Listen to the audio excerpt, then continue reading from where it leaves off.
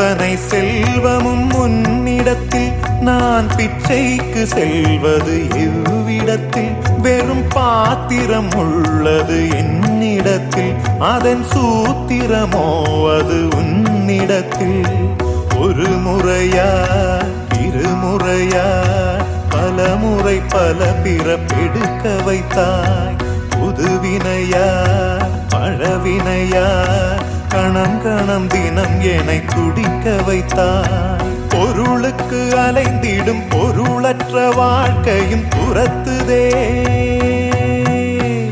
உன் அருள் அருள் அருள் என்று அலைகின்ற மனம் இன்று பிதற்றுதே. அருள் விழியால் நோக்குவாய், மலர்பதத்தால் தாங்குவாய். உன் திருக்கரம் என்னை அரவணைத்துனதருள் பெற